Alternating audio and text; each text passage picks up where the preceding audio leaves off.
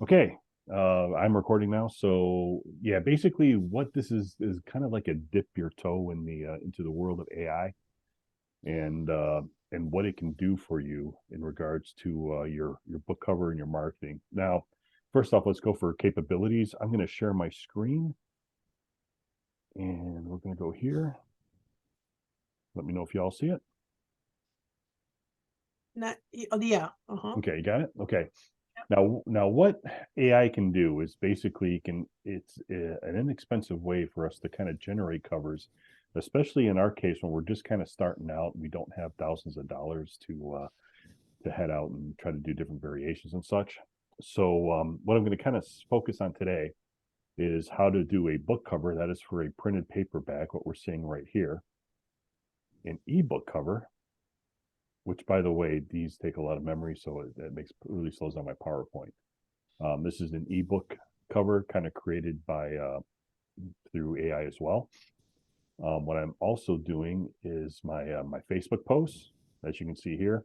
This is kind of giving people an update on what my current work in progress is and how far along I am. I just hit the 40% mark today. And ads, there are three different types of ads on Facebook that we use. This is probably the most popular one, followed by this one, and this version, and these are all kind of on different platforms such as Instagram, mobile, or stories. And another thing that Gloria has kind of turned me on to, which I started doing just this week, was Amazon A plus content, which is Yeah. this here. Now, to kind of show you what this looks like, I just did one for my latest book, and so just to show you how that turned out, go to book show, no, marketing, sorry. And then we'll go to A plus content. Just to give you an idea of what this stuff would look like on your product page, it would be this. And this is the one I did for the first book in the series, Narman's Pike. So right now this is in the approval stage, so we'll see if it gets approved or not. We'll see how it does, see if it makes an impact on the bottom line. Now, Yeah. other options are Instagram posts, Facebook posts, and there's a different free, various amounts of free marketing avenues that we could get into that we could benefit from this. Otherwise, we'd be paying hundreds of dollars just to get a wide array of pictures. Um, Now, that being said, when I first started kind of introduced to AI, I went through a program called Imagine AI. Imagine AI it's a good starter, but I said this is pretty fluid. And what I've discovered is that I found one that's much better. um, but it gives you a lot of options, but it gives you a better quality picture, but it's all kind of tricky. And one thing to keep in mind is that AI does take patience because it does not generate a perfect image right out of the gate. So this is the first thing that I've discovered on AI. This is the first one I dipped my toe on. It's very easy to use, and this is called Imagine AI. Now, let's say in case let's go with well, I'm going to compare the two here in a minute. So we're going to go like kind of Lee genre since I always do sci-fi. We're going to go small town sheriff pickup truck in the desert. Now for free, you can get this 1.1 ratio, right? And what I tend to do is I tend to copy these because sometimes when I make changes, that disappears. Now, in order to do like an ebook cover, 916 is usually the way to go. So we can start there. Image V4 is kind of working well at the moment. We'll try V5 here in a second to see if it gives us anything better. Now, with this program, this generates one image at a time. So, well, small town. Okay, let's go small town sheriff. Okay, now obviously we got a small town sheriff pickup truck in the desert, right? Okay, this isn't what we're looking for. We're looking for a sheriff, right? So you got to kind of watch what your it's all based on your terminology. So small town sheriff, standing X2 pickup truck in the desert. We'll see if this gives us a better feeling. Now this is good. This is a good program to do this sort of. Oh, okay. Okay, this is going to be harder today just because we're recording. Okay, but this is oh my god, what is this? Okay, another funny story. Okay, yesterday I was trying to say 45 or 42-year-old Marine gunnery sergeant, Space Marine gunnery sergeant, right? And when I copied and pasted, I somehow chopped off the F, and so it changed it to Ordy 2, and I had a bunch of pictures of 2-year-old Marines fighting wars on an alien planet, so this is something that's kind of goofy. So this is probably the best one we have yet, but probably not matching your anyway, the way I pictured Monk anyway. So what we do here, like say, we got the beard. I always pictured Monk as clean shaven. I don't know if Lee's going to disagree with me here. So we're going to go to negative prompt over here. We're going to go facial hair. And I've discovered that sometimes this works, sometimes it doesn't. So another thing we can do to kind of add it is, let's do that. Maybe that's why. Small. So we're going to go clean shaven, small town sheriff. And then we'll see what that does. This is kind of the process you're going to go through to try to find your perfect image, and you're probably not going to get the perfect image, but you're going to get something close that you could. How old is Monk, by the way? Lee? Well, his name isn't Monk anymore, but okay. Through the anthology, he grows from probably, let's see, around 26 or 27, okay, up to 55. We're going to start him off as young. So we're going to go 30-year old. Okay, now here's the other thing too. You get this weird stuff. Why I put it's a lemon in the background, no idea. And also you can see that's what you got to check too. He's getting kind of swallowed up by his truck here. Always do a limb count because sometimes there's extra ones. Finger counts too, because I think that guy I just turned off of actually had 6 fingers. So and these are the drawbacks. This is not a perfect okay, now he's got funky eyes. As you can see there, the hands look unnatural. This is the kind of the stuff you kind of need to keep your eye on a lot of these things. Now we're getting a little better. So okay, what are you doing that is changing? I'm hitting this button here is the generate button, which gives you new pictures. Yeah. But what I do is I type in an evolution of the description in the text box right here. Right, but I haven't noticed any changes in that, and yet we'll keep bringing up different images. Really, because what I did was I copied, I typed in 30-year-old clean-shaven small-town sheriff standing next to pickup truck in the desert. Now I'm going to do this. Pickup truck on a farm.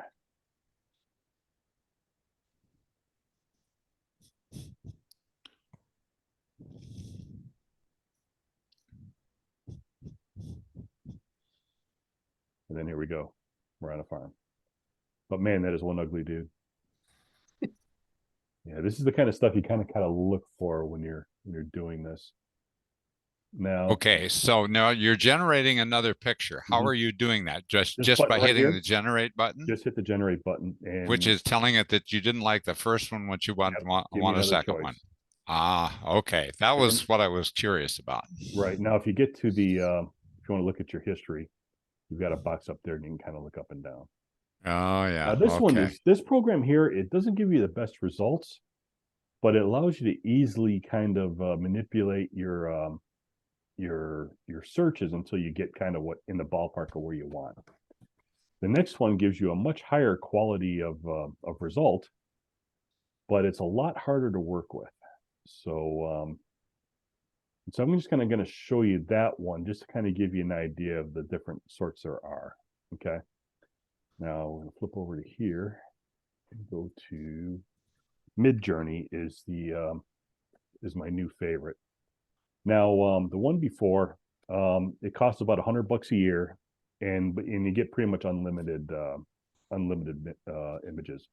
This one here, which is run off this card, costs about $8 a month, and you get about 3 hours of image generation time. The images are much higher quality, and 3 hours a month. What's that? 3 hours a month. 3 hours a month, and that is your computing time, right? And you're going to see what happens here in a minute. Now, one thing when you do this one, it gives you it gives you 4 pictures per try, right? So what we're going to do is, okay, this is a Discord server, and it's kind of weird how they do this. You don't actually go to a Mid-Journey site. You go to this video game site that's more geared towards video gamers and streamers and stuff like that, where people argue all day. So keep the sound turned off. And then what we're going to do here is going to give you kind of a different idea. So in order to do something on this one, you have to go into your prompt, what do you call it, box here at the very bottom of your feed. Okay, you're going to type in your back hashtag and then go to image prompt or imagine prompt. Okay, now just to kind of show you, I'm going to take the same stuff, the same write-up, and we're going to put it in a different one, just see the difference in the image here. So we're going to paste it here. Now, a couple things you got to be a little more specific on, like your aspect ratio. Oh, one other thing too. When you're in this one, I'm going to add photographic quality. So this is going to make it as realistic as possible. Graphic quality. Where did you add that? Oh, I see. Can you see me typing at the bottom? Yeah. Okay. Photographic quality, and then I'm going to double space, double dash, AR, which is aspect ratio. And I'm going to do the same size, right? So we're going to go 9:16. Oops, I got to put a space in between there, otherwise we'll throw an error. Okay. Okay, and then with this, we're going to hit enter, and we're going to watch it. It's going to take a little while. Now, this is the time. Waiting to start doesn't count, but you're going to see right about here, it's going to start giving you a kind of a countdown window. And then once you get this, you can take your images and play with them and whatnot. Okay.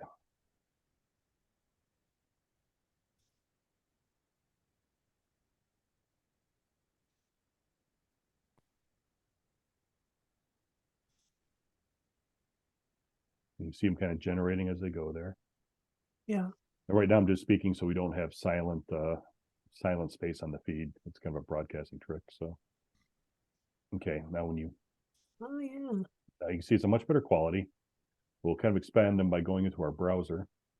Some look like, I mean, this one looks like just a pure shot photograph. You know, this one looks a little more animated, as does this one. So again, you know, you always kind of do a limb check. Notice everybody's got kind of the same pose there.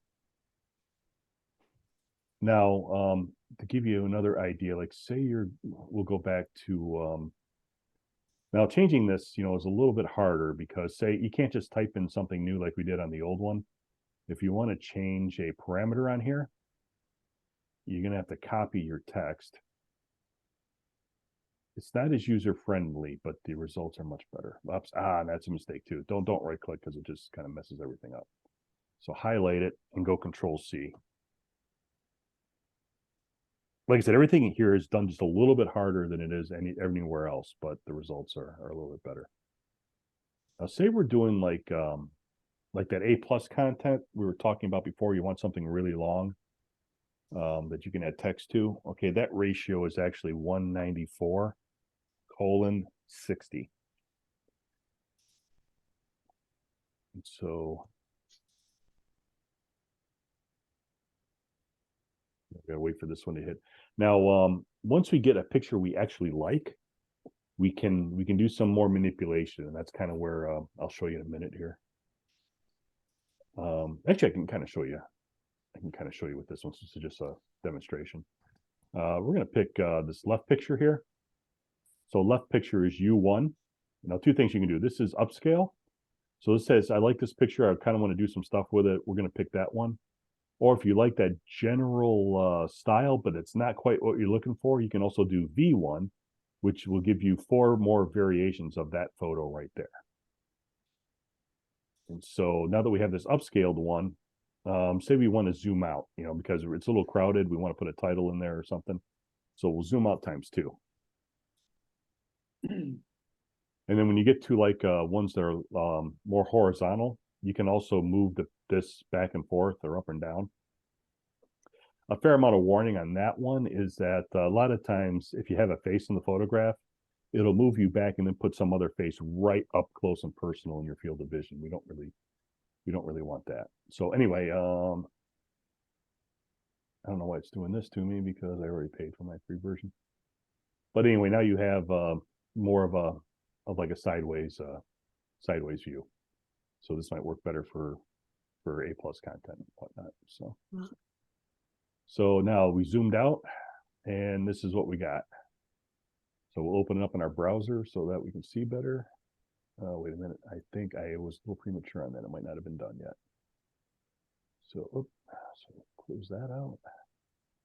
Yeah, when you jump the gun, we're only at 93%, so we'll let it finish out its job. A question. Sure. You said something about the price on this. Are they charging you for time on the site, or are they charging you for the time it takes to generate? Time it takes to generate, because I've had this thing open like all day and it didn't let me go. But put it this way, you pay for like 3 or actually for your monthly cost, I think it's actually like 6 hours of data. And man, I spent like 2 nights playing with this stuff because I was just so fascinated with it. And I kept thinking I was going to run out any moment, and I got a lot of just a ton of photos out of it. So anyway, on this one we zoomed out twice, and then it's going to give us like 4 different examples of kind of what they did with the background. So, and then so once we get a picture like this, we can kind of move to our next step, which would be how do you get this thing into into a book. Okay, so here's something that I did here. So let's go to, when I do these files, I kind of, here, let me save this to make sure I don't screw something up. But what I generally do when I have these files is that I have like a file template, right? So this book isn't finished yet, so I don't know how big it's going to be. And I need to know how big it's going to be because I'll have to generate a template to actually build the cover on. So if I move this out of the way, this here is what the template looks like. So I'm going to bring that to the front. And this template is actually generated on Amazon when you do your books, okay? Now that's for your print book. And let's see here, put that back. And then for an ebook, this is already, an ebook is more set in stone. So if I were to move this out of the way, I made a block in another program that just has the exact same general shape that I need to get an ebook, and then I'll expand it over a PowerPoint slide, and then just build everything on top of that. Okay, and the same goes for the rest of this. I've got a specific size, block behind this that tells me what size I need. This is for like my Facebook ad banner. This is for a 1:1 ad perspective. This is for, actually that's wrong. That's like a 9:16 ad, and then this is a 1911 ad. These are the 3 different ad variations that happen on Facebook. So, and then this is that my computer catches up. This is the 194.60 by 60 size, and this is for your A+ content. So I'll have a blank sheet before I start playing with any of this stuff, and then I just have these different size blocks on it. Or in the case of the print cover, the template that I created off Facebook. So how do you get a template off of Facebook or off of Amazon? To do that, we will have to go to Amazon. And we're going to go to our bookshelf. Let's go to my current work here. So we're going to go to paperback. Actually, you know what? I'm going to need to try to do this.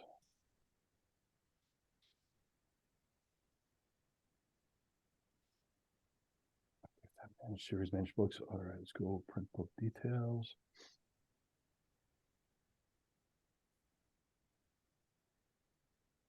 Content.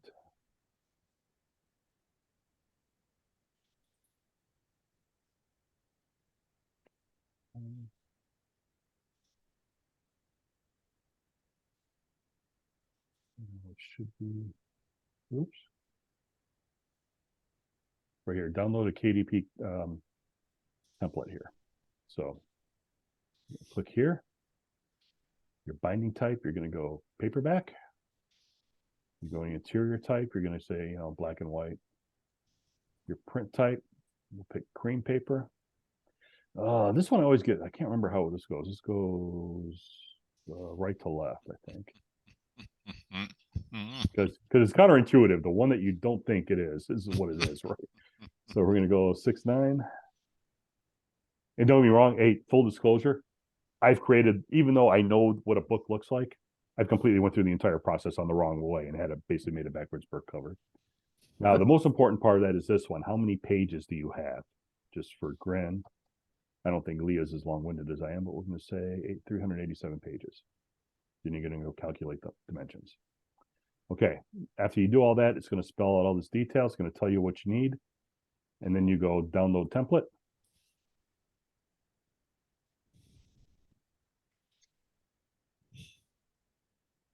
Open this up. It's going to come in a zip file. And you're going to have 2 versions, right? Open the PNG version is always the easiest one to go. And this just spit out your cover template, okay? Now, once you have this cover template, okay, we're going to close this out. I will input this into PowerPoint. And then I'm just going to kind of take what I have and I'm going to do it backwards. So first off, we're going to ungroup these things so that you can see the process that I actually use. Okay, so for starters, I'm going to send this to back. Send it back. Okay. Now, when you have this out here, I'm going to bring this to front real quick. Okay, the standard points, right? This is going to be the back cover of your book. This is the front cover. Now, one thing you're going to want to note are these dimensions right here. 152.4 millimeter by 228.6 millimeters. Okay, that's going to be important. The overall dimensions is actually more important. 323.85 by 2.3 or 234 point. If I had a pen, I'd write these down because I'm going to show you something else in a couple. Okay, so we're going to go 323.85 millimeters by 234.95 millimeters or 95. Okay. And this thing we are going to, we're a little out of oops.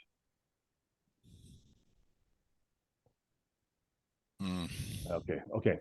Anyway, your spline, that's going to come into play a little bit later too. So we're going to send this to back, and then what I would do is I would group. Yeah, before I put this big picture in, I need to hold on. I got to get this big picture down.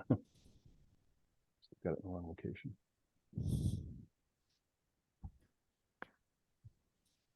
For some reason, it's not letting me do it. Okay, here we go. Okay, so what I would do is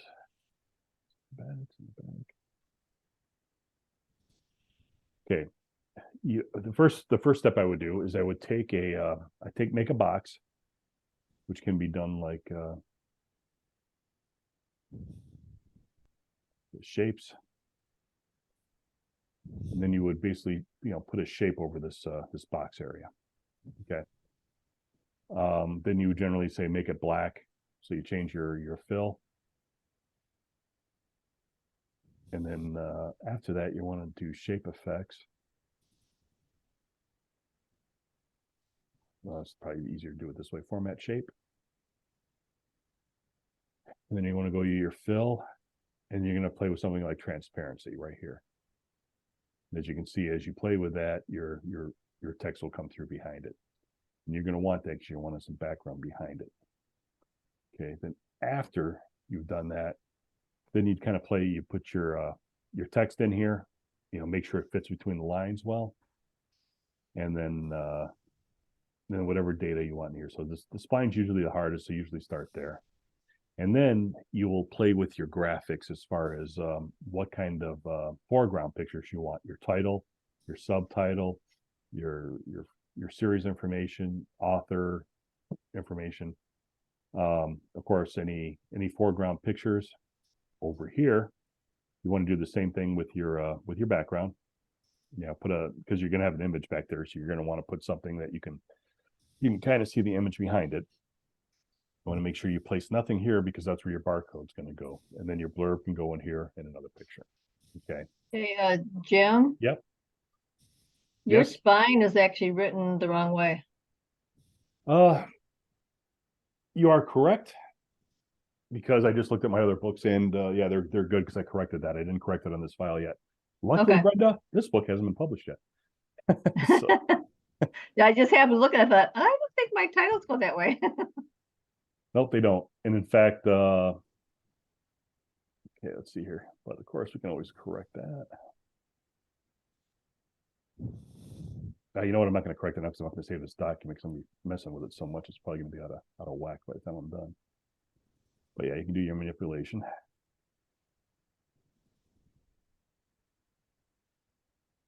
There you go. Perfect. Keep this baby right back there. Okay, and then once you get all that kind of set, and when I'm doing this, I already got an idea of what my background's going to be and everything. I already have a concept for it because I've already played with it. So when I actually put I already got kind of a general guideline of what I'm going to do. The main thing is once you get your book sized, after that, that's when you can really put the details in and make it specific, right? But you probably already have a comment in your head of what you want already. The other thing that when you're dealing with AI is to remember flexibility. You're probably not going to get the exact same image that you want ever, right? So what you're doing is you're kind of hitting that refresh button over and over again, getting to something that actually, in a couple of cases, I got something I like better than what I had in mind, so I went with that instead. You're going to get it as close as you can to what you're looking for, and like for my titles, for the other titles, that last book for the Morgul, I must have spent I don't know how many hours just refreshing photographs because I could not get the data, the AI, to give me an alien with glowing red eyes. It gave me robots, it gave me cartoon characters, it gave me all kinds of weird stuff. And then one day it just finally, you hit the right description and it hit it on the right day. Because the description you put in today, if you put the same one in tomorrow, you're going to get a completely different result. You never get the same thing. And one of the things that I hope AI catches up with is that once you get a character that you like, I'm hoping they can get to a point where you can save that character and it will generate images based upon the subject. Because that would be extremely helpful. Because now I've got an Asian female character and I've got to do a lot of work just to get it close. If you look at these pictures, this woman looks nothing or bears little more than just a passing resemblance to this one, who again bears just barely a passing resemblance to that one. Anybody of Asian descent is going to obviously cue in, and that's not the same person. I might get a little luckier for those that aren't, but so this doesn't allow you to upload art that you already have. You can actually, the other one, Imagine, does, and the results are just horrible. It's not even close. Like we'll do that. I'll show you that actually to show you what happens there. So we're going to go here, and then we're going to go image remix, and then they're going to let you upload an image. So I'm going to say, find something out of my download files here. Go down to something I played with.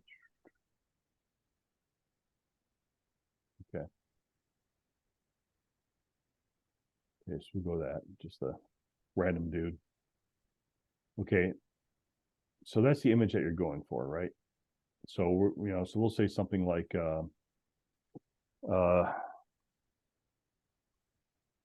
show in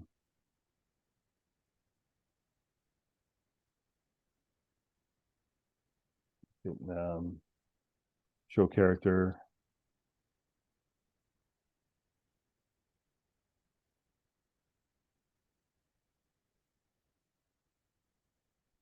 So that's the image that you started with, and this is what you get after you do that. Not even close. You get the same general pose, but now you can take it like image strength and increase that.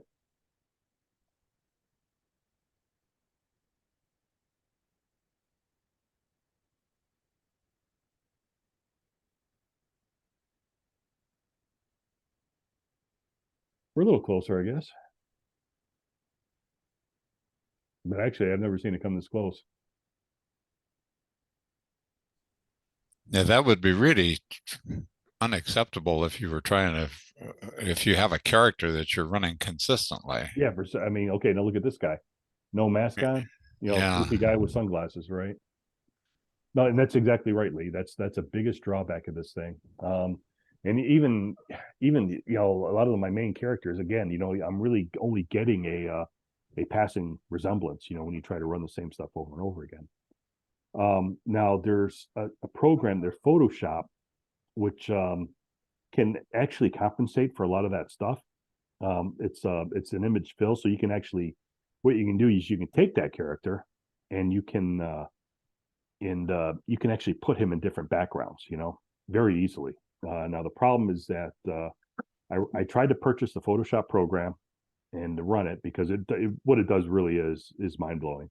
However, I've got a laptop computer. It's not designed for gaming, right? And you really need a gamer level graphics card in order to run that kind of software. And that took me about 6 hours with Photoshop's customer service to figure that out. But yeah, honestly, I might at some point, just because the tools are so good with Photoshop, I may actually end up, going to a gaming computer. They'll still run Word, they'll still run all my writing stuff, but just so I can have those capabilities. And I'll keep my laptop for when I travel or whatever. But yeah, it's oh, I wish I could show you the in fact, what we might have to do one day is maybe we need to get together and I can actually pull up that training program to show you what Photoshop can do, because the stuff that program does is just mind blowing. So anyway, now once you get the pictures, you're trying to build your cover. We've kind of gone over this. A couple of tricks is that when you're putting in your graphics, is to use word art. But when you do word art, okay, I'm going to go to a fresh document here just so I can demonstrate it better. Okay, so we're going to go new. Actually, let me do this real quick too, just so I don't mess up my covers. We're going to close this and don't save. Okay. When you insert word art,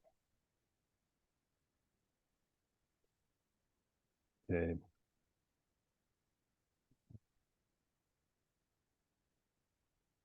this is kind of what you get as default, right? Okay, what you're going to want to do when you're doing a book cover, though. Okay, first of all, we're going to expand this. Okay, you're going to want to put some kind of a straight, unless you're doing like cursive or something like that. If you're doing like blocky letters, especially in the sci-fi genre, solid color in your text is not really a good idea. So what you're going to want to do is you're going to want to put a texture in there. So I'm going to go format text, text effects, text options. We're going to go text stop and fill, text fill. I'm going to go picture, or well, you can do two ways, right? You can do you can come up with different textures that they give you. So you have something like that. But in my case, what I did was I actually tried to look for like a rusty steel kind of back. Oh, geez, goofing up here. Ah, all right. Excuse me while I'm having technical difficulties trying to figure out where my cursor is. There we go. So we're going to go to text options. Go back to picture fill. We're going to insert picture and file. So what I did is I went through like Adobe's image database, and back when they had like 10 free picture trial, and I downloaded this little thing here, which was like a rusted metal type of background. That's what I've been using for my my textures ever since. So, and then another thing to do is that when you do have them there, you've got them on your cover. A lot of the times you've got different colors in your background. It's a very difficult. It's quite difficult to see them. Say you got a light color fill against a light background, they'll blend in. This will help with that, but it won't always do it. So the two tools you have at your disposal are the line text outline, which will make it stand out a little bit more. But one that seems to work even better is text options is your glow. So for glow, pick something like that. And you can change its color to, and that really helps a lot as far as filling in your background and making it so that it stands out. So if we go back to that last document, you can kind of pick out, you can see it's got the glow, making it pop. The images also have a glow. To pick the color, you pick something in your background you want it to match to with your eyedropper. And that's the basic format of your hard or your paperback cover. And everything else, once you've done the paperback, everything else is much easier. To get the size of the cover you want for your ebook, all you got to do is you just Google it. And then what I do is I also have another program, which, by the way, this is the one I've been using for years, but quite frankly, I'm going to ditch it for Photoshop as soon as I get a computer that runs it. This here is called Paint Shop Pro. And when it pops up, after it's done thinking, I'll show it to you. It's on the other screen. All right.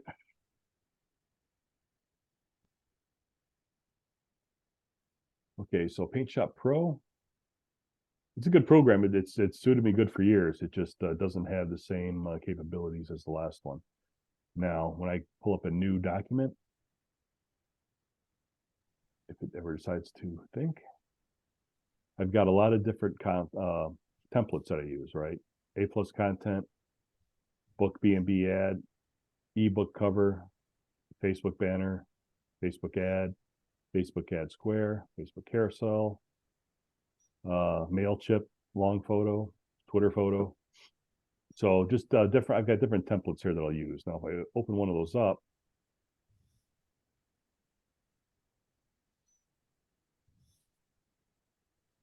all kinds of mayhem happens.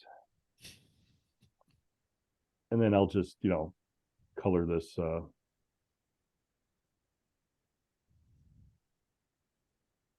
Oops. I'll just give it a color. Ooh, that's bright. And then I'll post that in a PowerPoint and just work around it.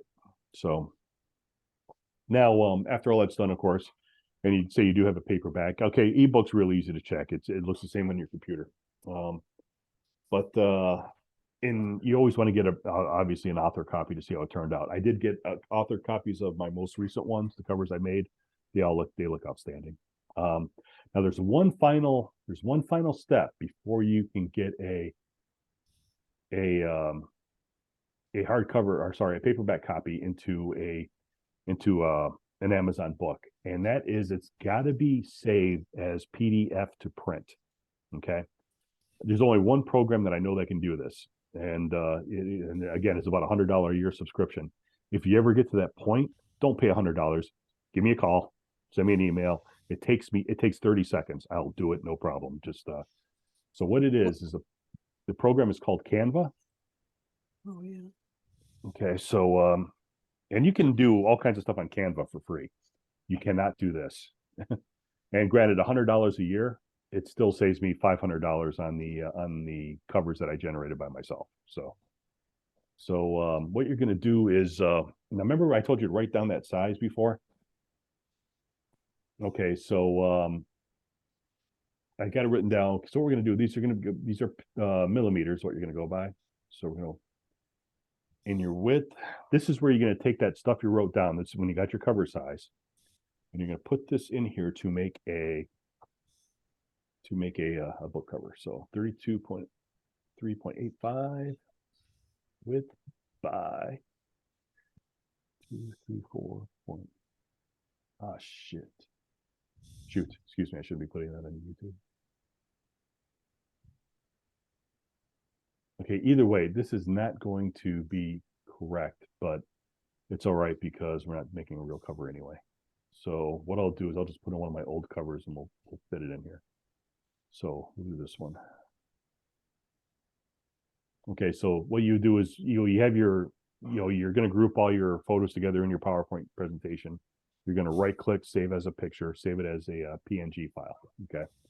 Then you're going to upload it into Canva. You're going to create your what size document you want or what size picture you want. You're going to then upload your photograph and then transfer your photograph into here by clicking on it on this left toolbar. Once it's here, you're going to digitally align it to page once at the top. Then you're going to do it again to one of the corners. Go left. And then after that, you're going to pull it to resize it to this document. Okay. Then after that, you name it. Date cover. Okay. And then you're going to hit share. Okay. Now you're going to want to download this file. So you're coming down here.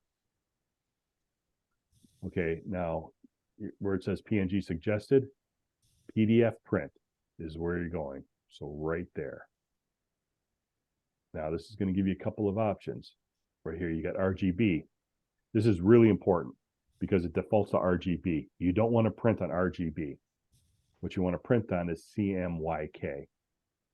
My son knows what this is. I don't. It's like cyan, magenta, I don't know, yellow, and crayon. Who knows? But it's actual color palette that they use.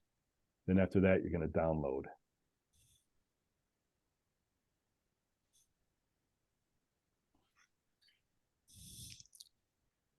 And then when you come to your downloads, you upload it, and this is your document. It's there and ready to go. One more thing we should probably go over. When you put your photos into your PowerPoint presentation, okay, generally when you put them in there, they look really good, but you don't realize how bad they look until you start playing with them, right? So one of the things you're going to want to do, okay, I'm going to go back to a new document just so I can show this off better. So we're going to go to new and blank presentation.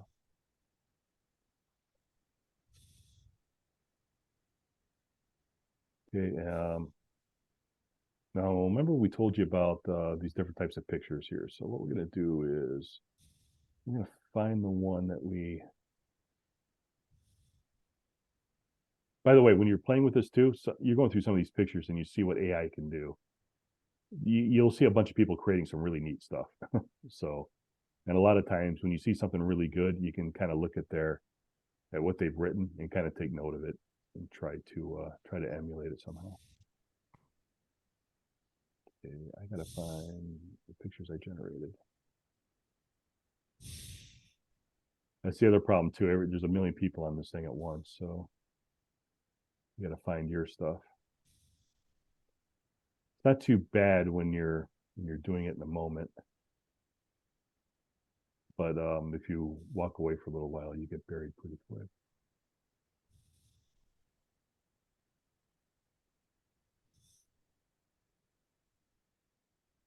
Now, while I'm looking, like I said, here we go. This is kind of a, dipping the toe in the water.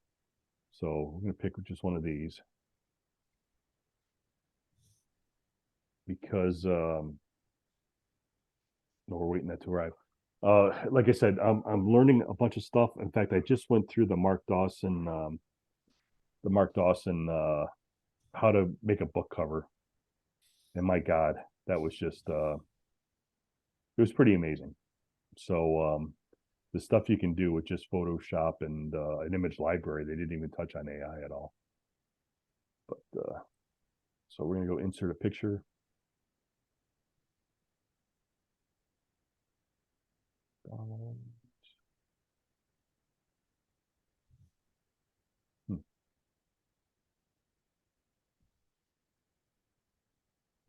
Picture go.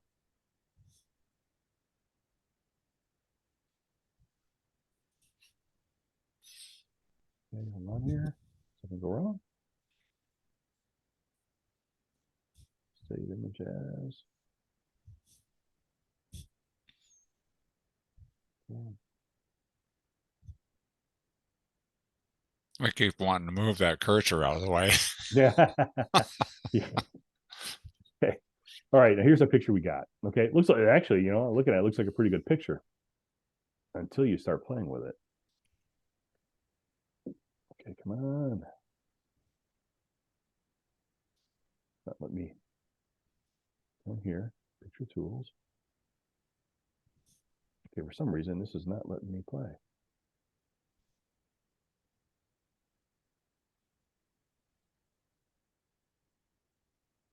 Well, here. Okay, it's letting me play here, but not on the other one. I don't know why.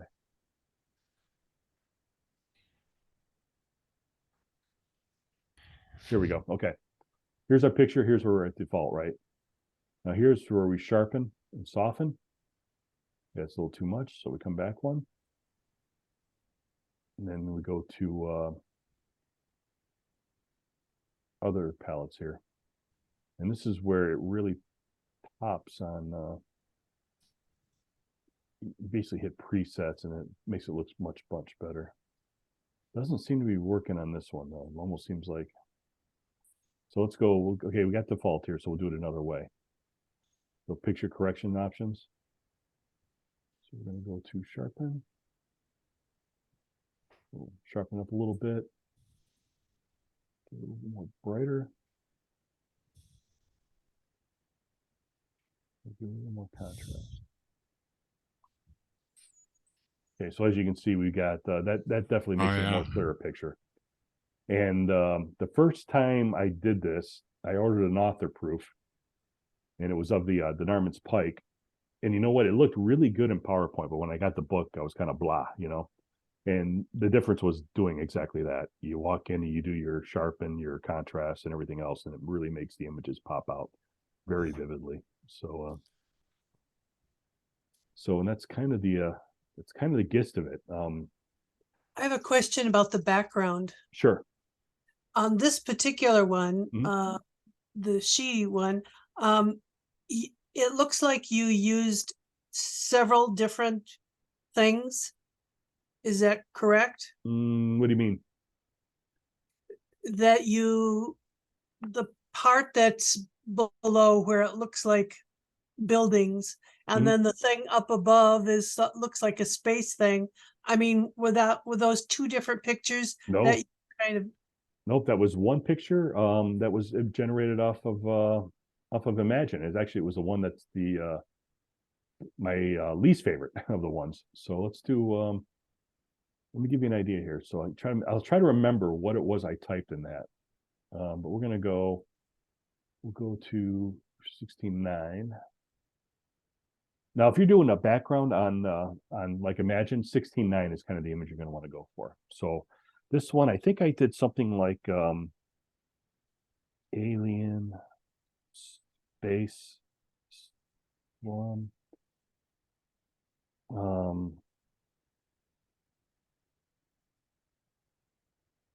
Whoops, let's go alien high tech.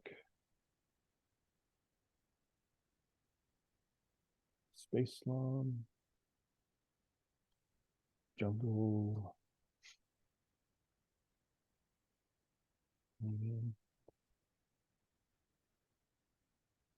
Fluorescent lights. Yeah, make sure your spelling's correct because misspellings lead to really weird mistakes. And this is where this one's kind of a little bit better because you can kind of play with it. But yeah, this is kind of let's do. Okay, here's where you this is where you kind of play with it. Red and blue. Blue fluorescent lights. Let's see, jungle raining.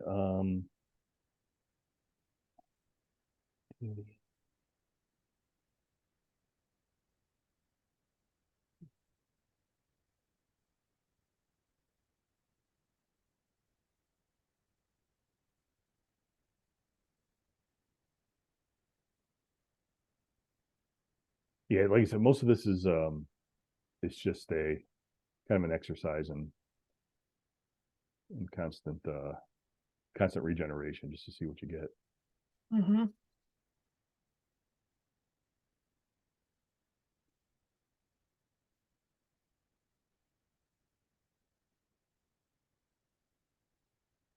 But I think of something else I might have, some other prompt I might have had in there.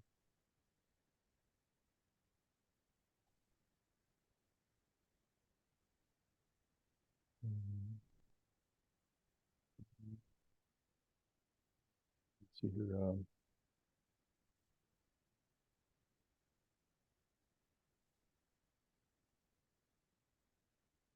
And you will, yeah, a lot of times when I'm doing this, especially on this one where it's, you get unlimited image generation, I will be writing or something, and then every time I look over, I'll just click the button again, and I'll have 100 images up there, and I'll just kind of go through what looks okay.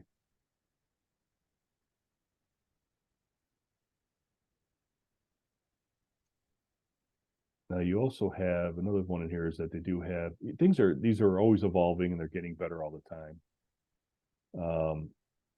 Imagine V4, which is what we're using right now, which is what I've used for all my other stuff. But there's a new version that's in beta right now, V5. So let's see what that one gives us.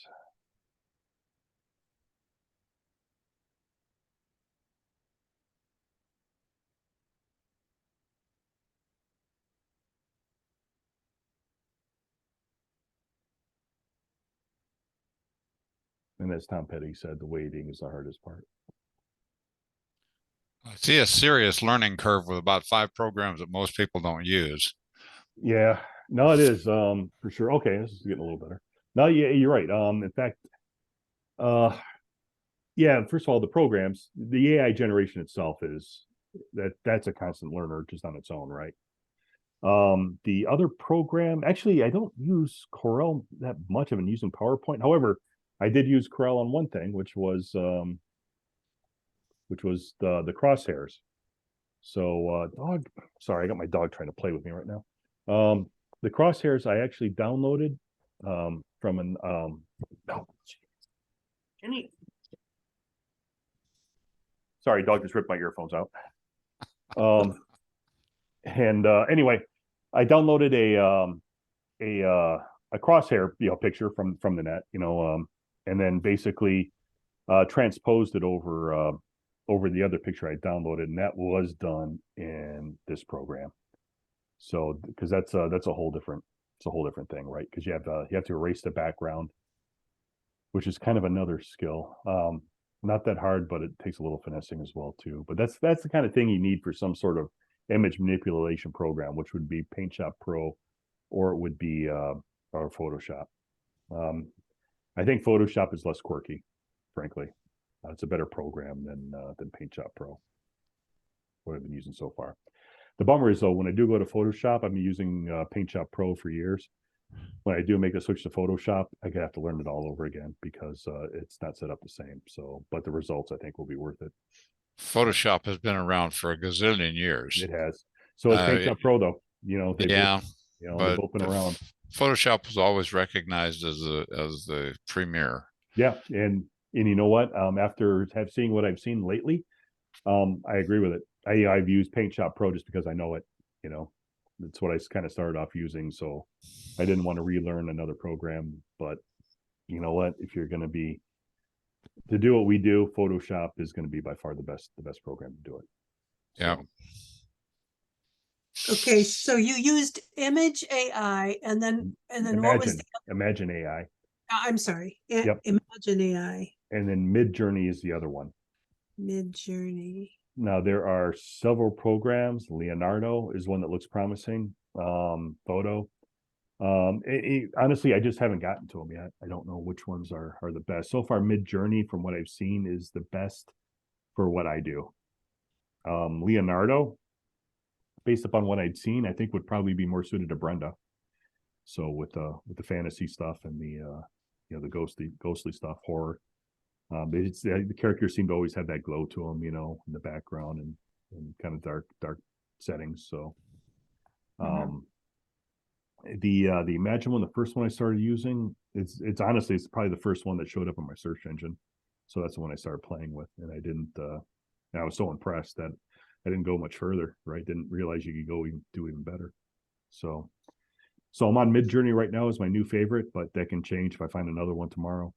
You know, so AI has got some other. I haven't started playing with these yet, but it's got some other aspects that might suit us well, such as Chat GPT. Obviously, we like to write, right? We're not going to have a AI write our books for us, but man, we get stuck on blurbs and taglines, you know, and you can kind of go into Chat GPT and say, hey, can you give me 20 taglines for a book, you know, that's adventure, romance, and blah blah blah, and it'll give you 20 outlines. Of the 20, you know, 15 of them are probably complete crap. 5 of them are kind of passable. Maybe one's actually really good, but the one thing it does do is it kind of inspires you on how you could go through and how you could possibly word your tagline or write your blurb.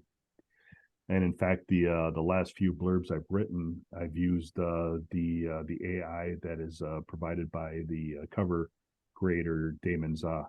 They have a little box on there. You fill in some essential information, and they'll spit out a blurb that it's definitely not. You can't copy and paste it into your book for sure. It's not that good, but it definitely gives you a great idea as far as structure. You know, put this here. You know, first paragraph this, second paragraph this, tagline at the end. You know, so or a call to action at the end. Damon Za. It's those are the guys that did my first 3 covers. So they've got a pretty good like I said, they've got an AI generator. ChatGPT can do the same thing. In fact, from what I've seen on ChatGPT and Damon Za, I'm almost wondering if they're the same program, just interfacing on a different website. I have never been to ChatGPT yet. But I just, in the demonstration that the Mark Dawson people gave, they did, and they kind of said the same thing. You know, I mean, it's not going to write books for you, but it'll definitely point you in the right direction and kind of give you a good, solid foundation to work off of.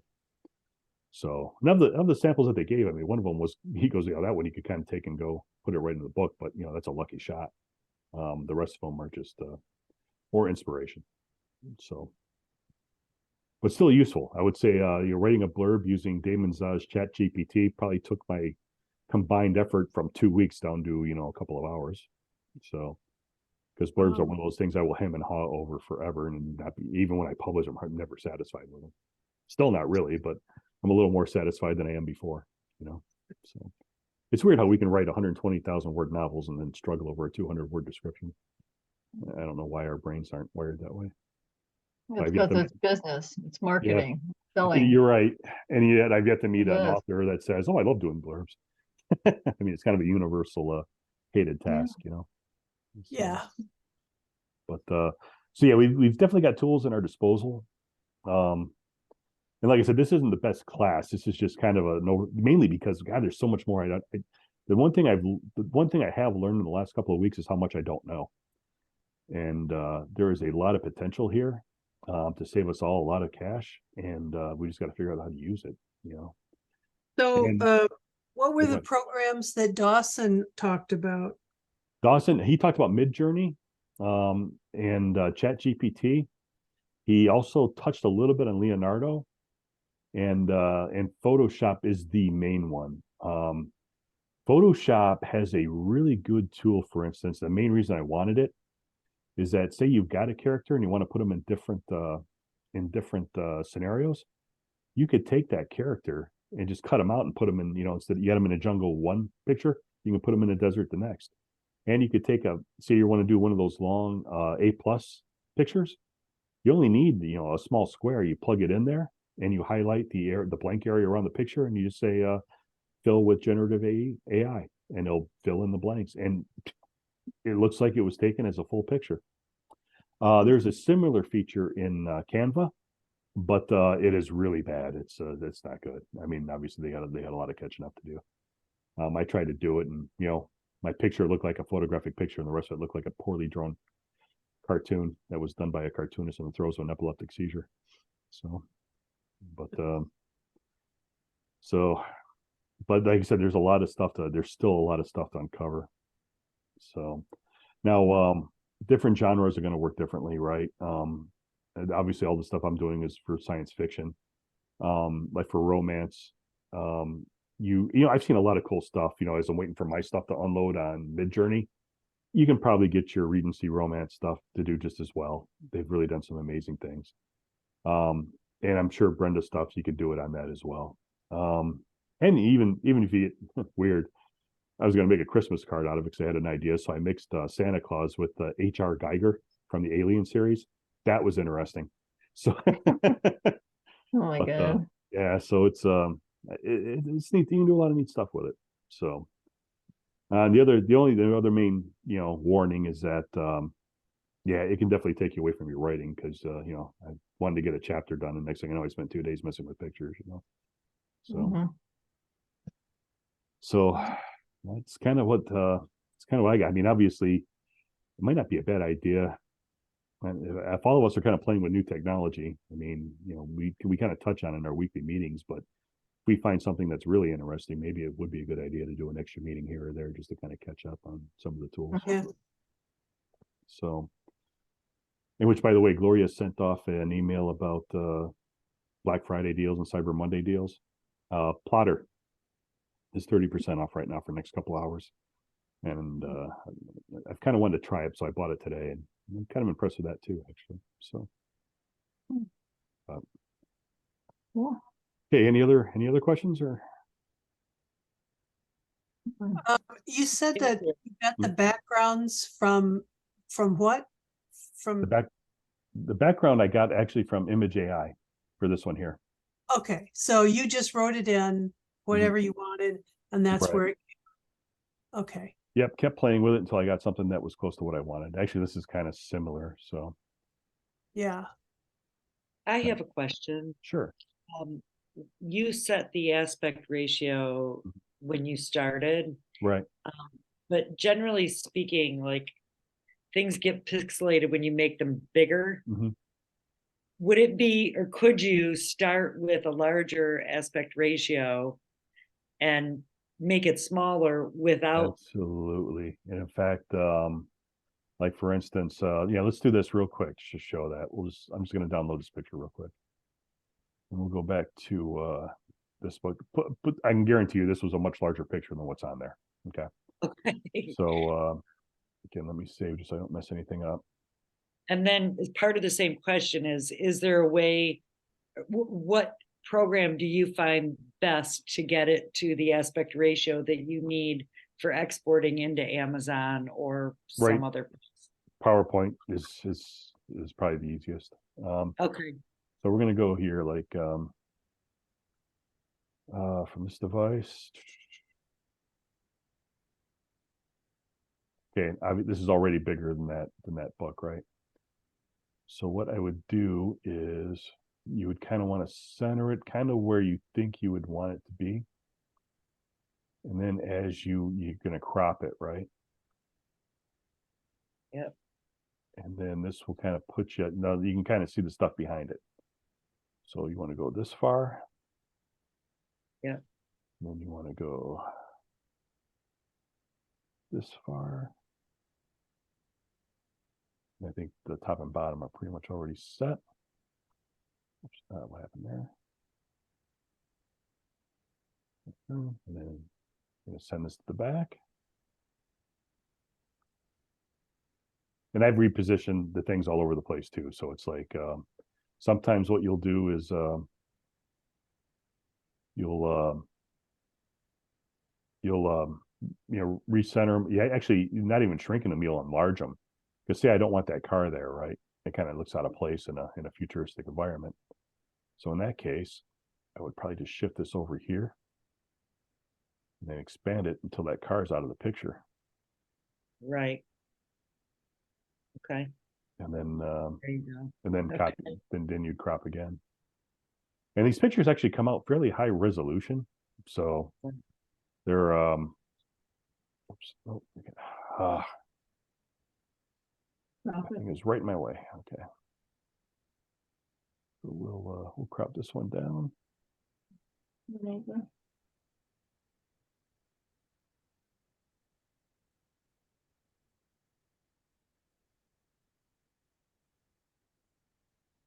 Oh, that's what, like with the other program too, with Midjourney.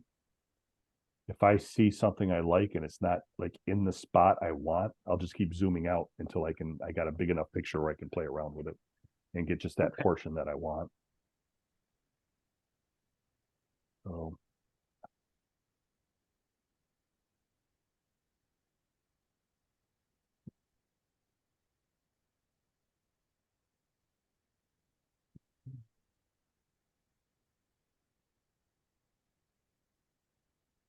yeah, it's one thing too. These, like I said, my graphics card obviously is not meant for computer gaming. And so it's really struggling when I'm doing this stuff sometimes. So yeah, I might be in the market for a new computer anymore. Seems weird. I'm going to invest in the computer of my kids' dreams, and I'm using it for something other than playing video games.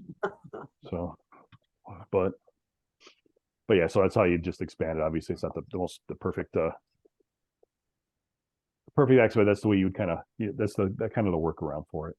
Okay. Right, that makes Now, sense.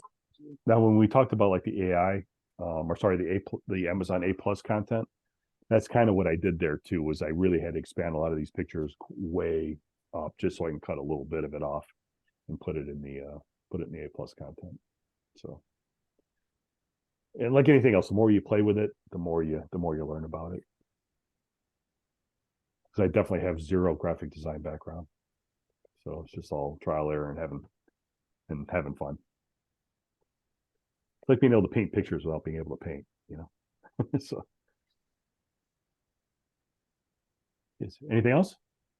Oops. Any other questions? Well, I can't think of any, but probably tomorrow we will will. No, but I'm here all the time. So if anybody has a question, by all means, you know where to find me. So Thank you so much, Jim. oh, no problem. The weird part is that the sad part is I don't know half the stuff that I could know. It's like that's the weird part. The more you dive into this, the more you learn. It's really, I'm pretty excited about the technology. So but just a matter of learning, how to get to it, how to use it. Plus, I'm sure there's even more AI image generation programs that I don't even know about yet. So I'm sure more will be coming out all the time. I'm noticing, because I use Microsoft Publisher, and I'm noticing Publisher has a lot of the same features as PowerPoint. Does it? Yeah. I've never used it. So yeah. But right now I'm using Atticus, which is it's quirky, but I do kind of like the end result. And I don't have an Apple, so I don't use Vellum.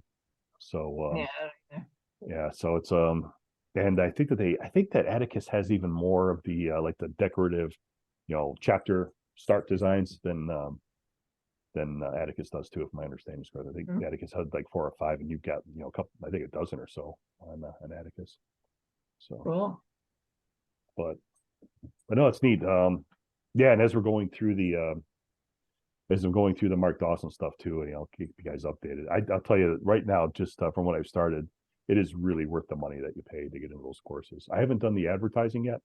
I'm planning on it next year when it opens up again, just because I'm so impressed by what they gave in the SPF course, which came self-publishing for what is it, self-publishing foundation or something like that. But it's there's just a ton of good information about Instagram, Pinterest, how to leverage all these platforms to get your stuff out there. So Yeah.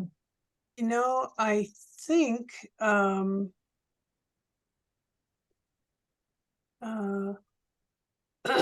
Dave, what's his name? With Kindlepreneur, sent a thing. Sent a thing that's Cyber Monday deals, which is even more than what I originally sent out. And one of them, I mean, as you scroll way down, it has courses in it. So what was the name of the course that you took? Mark Dawson's it's SPF. I SPF. think I think for some weird reason you can only really enroll in those once a year or twice a year or something like that. I don't understand why, because it's not like they actually come out in front of you and teach the class. They're just self-taught modules. Oh, really? Yeah. So, but they only open up at certain times. And the AI course that I took that kind of shook my confidence of what I was going to be teaching you guys. Was that it was a free course that he gave, and actually it was one of those things you hear Mark Dawson all the time, but you also hear Brian Cohen all the time. And Mark Dawson is I don't know anything from him actually, except Mark, at least Brian gives you all kinds of free courses. But even with Brian's stuff, I mean, the courses are good, he's informative, and I definitely I go to him all the time, but I've never had results on what he teaches except for Facebook. And then and Facebook, even then, it wasn't until AI came out and I kind of did it on my own by accident that I kind of discovered a lot more, right? So I'm really interested in what Dawson could teach about Facebook. And I also noted that the Amazon ads on the Mark Dawson courses are actually taught by Brian Cohen. So I mean that and they're collaborating for sure. So but no, but I'm really, really impressed so far with what they have in the Mark Dawson classes that I have purchased. So and that started too. It was the AI. He gave a free AI course. I went in that, and he downloaded just a ton of good information, and so and it had results right away. So I could definitely see what they were doing. So I'm like, okay, you win my money, So signed up and have not been disappointed at all. So, but definitely time consuming. There's a lot of hours of courses in what I purchased.